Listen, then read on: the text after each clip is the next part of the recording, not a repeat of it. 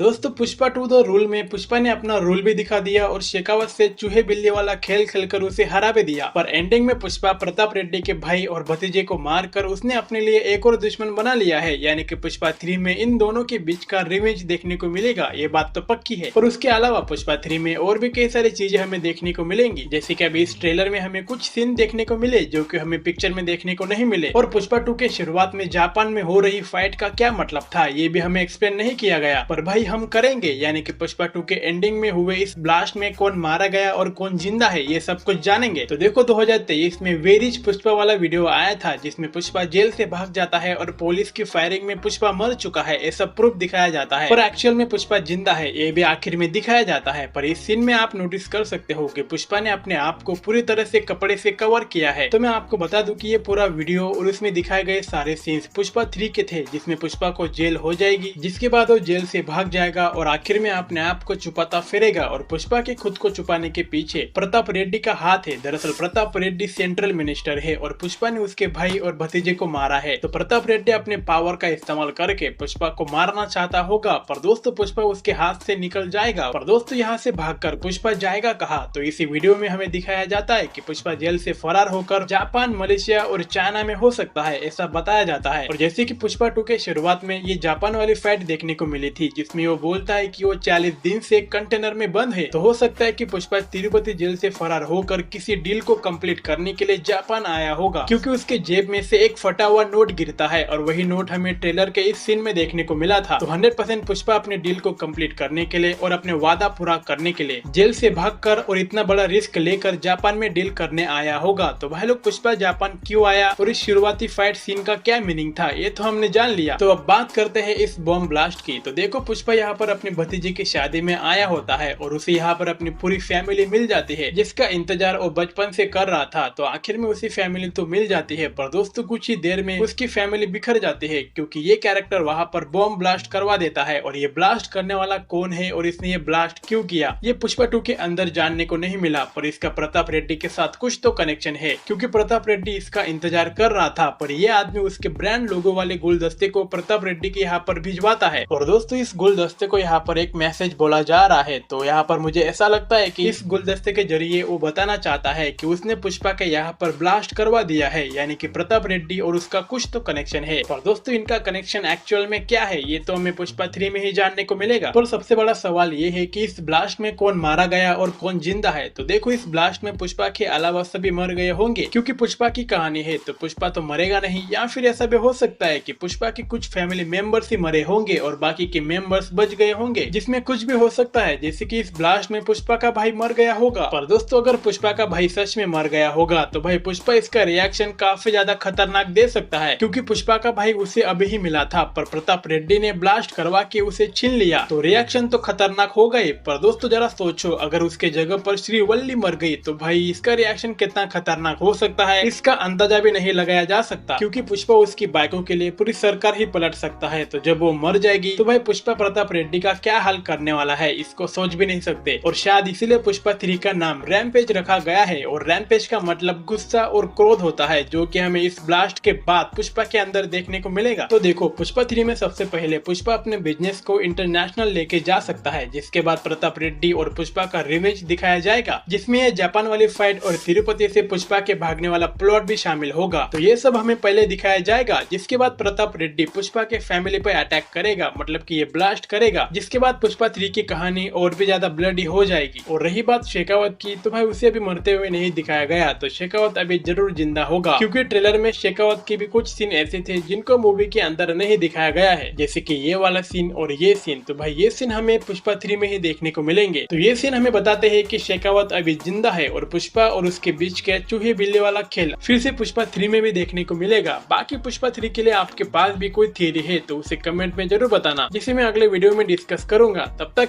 Bye.